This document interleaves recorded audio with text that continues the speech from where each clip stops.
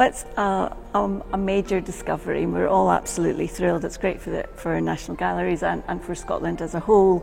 A self-portrait gives us an insight into how the artist saw himself. It's quite a particular perspective, and of course Van Gogh needs no introduction.